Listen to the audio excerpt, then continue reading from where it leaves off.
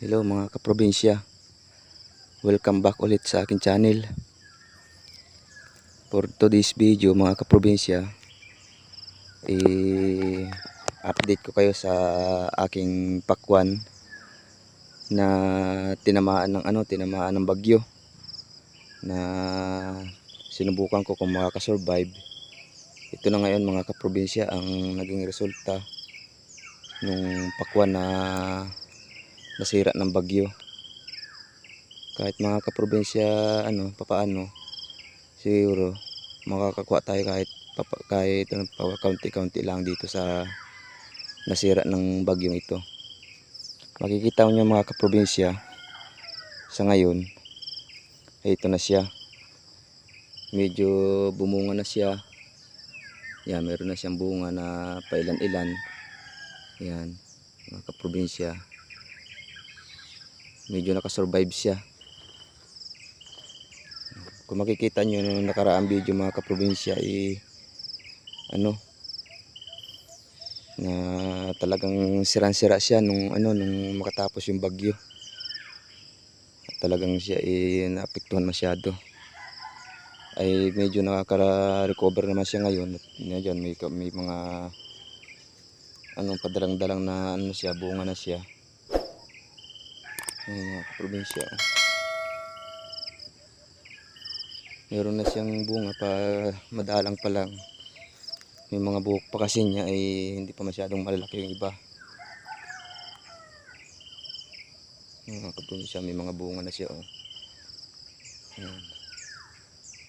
Ang nagresulta do sa ating sa ating paparecover do sa pakwan. Makikita niyo mga kaprobinsya, dati sirang-sira siya. After nung mapalinisan ko, tapos nalalagaan ko pa ulit, ayan ang naging resulta niya ngayon. May bunga na siya doon. Diyan. Siguro makakuha tayo dito mga kaprobinsya kahit kaunti lang. At least hindi naman nasayang yung pagod natin. Makaka-harvest din tayo kahit pa kaunti. At least makakabawas do sa ating nagastos, ay medyo mababawasan. Hindi man malahat ay mabawi natin yung gastos, at least mababawas-bawasan naman natin yung gastos. Makakuha tayo kahit paano.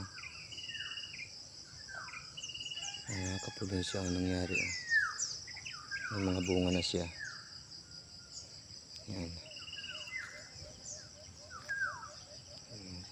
Mapapansin niyo mga kaprobinsya, may mga papel. May mga papel. Yan kasi sa loob mga kaprobinsya, may mga may mga bukong maliliit. Ang ginawa ko na lang mga kaprobinsya, pinagbabalutan ko na lang ang mga buko, kasi hindi na ako gumamit ng dito ng mga insecticide, kasi madadagdagan lang yung gastos. Ginawa ko na lang ay yung mga buko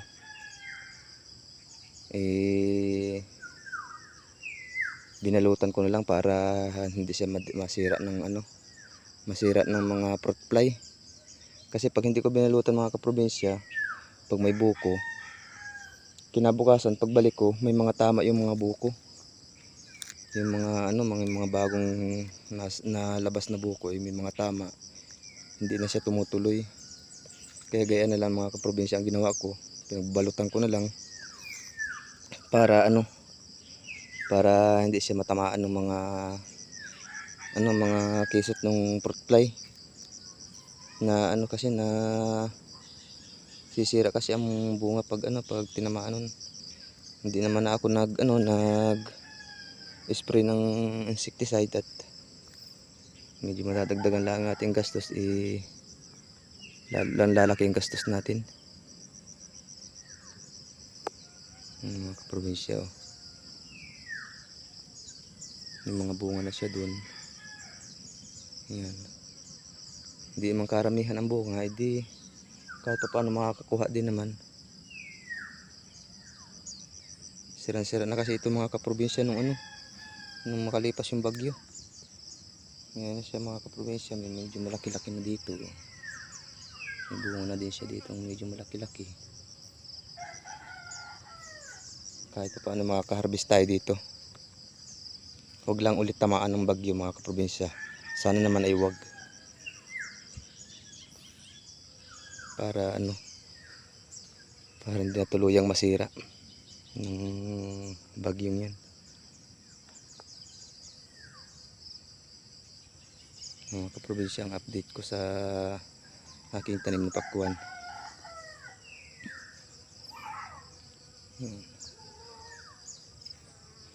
Kung mapapansin nyo mga kaprobinsya, meron pa siyang mga susunod na bunga pa naman na maliliit pa lang. Yan. Hinihintay ko lang na magsarado ang niya mga kaprobinsya, yung bulaklak na yan, kasi magpo-pollinate pa yan. Popollinate pa yan ng mga tulad nun yung mga yung mga bees. Popollinate pa nila yan. Pag nagsarado na yan, saka ko mga kaprobinsya nilalagyan ng balot. Yan. Yan, pag na-pollinate na ng mga bees yan mga kaprobinsya, magsasarado ang bulaklak. Saka ko naman nilalagyan niya ng balot para hindi natamaan ng mga ibang insekto na na naninira. Kasi pag pinabayaan ko mga kaprobinsya na bukas-kas yung mga buko na yan, nasisira ng mga fruit fly. Hindi naman ako gumamit ng mga insecticide. Gawa ng naapektuhan din kasi yung mga bees. Yun ay tulong din sa atin para mag-pollinate ng mga sumusunod na bunga. Ay tulong din sa atin yan. Ay pag in-spray ko, namamatay din sila, wala din sila. Kaya wala namang tayo makakatulong sa pagpo-pollinate sila. Nagpo-pollinate kasi ng mga buko niyan, yung mga sumusunod na bunga. Kaya hindi ko na katulad dito mga kaprobinsya. Yan, katulad niyan mga kaprobinsya. Yang isang yan, nagsarado na siya. Mamaya mga kaprobinsya, ibabalutan ko na yan. Yan, mga probinsya. Lahat kasi mga kaprobinsya, yung mga dyan, yung mga buko niya, may mga balot na. Marami pa siguro lalabas dito mga kaprobinsya ng mga bunga, kasi hindi pa naman lahat ay natatanggalan ng balot kasi maliliit pa yung iba, tatamaan pa ng mga fruit fly. Ay mga kaprobinsya, yung mga binalutan ko nung mga sumunod na araw, may binalutan ako dito. Yan, tumuloy na siya mga kaprobinsya. Yan, binalutan ko ito nung maliit pa siya. Pag ganito ng mga kaprobinsya, medyo malaki na siya, hindi na siya sinisira mga kaprobinsya ng hindi na siya sinisira ng fruit fly. Kaya ginagawa ko dyan mga kaprobinsya, tinatanggal ko ng balot para diretso ng paglaki niya. Yan mga kaprobinsya. Kasi pag hindi mga kaprobinsya binalutan ng mga buko, sinisira ng fruit fly ayaw ko naman ng mag-spray ng mga insecticide at gawa ng naapektuhan din yung mga yung mga honey, yung mga honeybee. Yung mga bees na yan. Yan kasi nagpo-pollinate ng bulaklak mga kaprobinsya. Pakita ko sa inyo kung anong ginagawa niya doon sa mga bulaklak ng mga bulaklak ng pakwan. Ay nakakatulong din sa atin mga kaprobinsya. Pag in-spray natin ng insecticide yan, ayan ay mamamatay din sila. Maapektuhan din sila. Ay sayang din naman kung mawawala sila. Sila ay nakakatulong din sa atin naman. Kaya ang ginagawa ko na lang mga kaprobinsya, tinatyaga ko na lang na balutan isa-isa yung mga nagsarado na, yung mga na-pollinate na nila. Ay tinatyaga ko na lang balutan isa-isa para hindi ko na isprayin ng mga insecticide. Yan naman pa mga kaprobinsya, mag-i-spray din naman ako ng insecticide dyan pag pag yung tapos na yung pagpabunga ko, yung mga malalaki na, mag-i-spray din naman ako dyan ng insecticide. Pero wala na silang pinopollinate, wala na silang ipupulinit na may mga bunga. Tapos na sila. Nakapagpabunga na tayo, malalaki na. Mga kaprobinsya, ang update sa aking pakwanan mga kaprobinsya na sinira ng bagyo. Ngayon mga kaprobinsya, medyo nakarecover siya. Kaso nga lang mga kaprobinsya, ay di ganun nga nangyari mga kaprobinsya. Oh. Medyo dumalang ang sibol niya.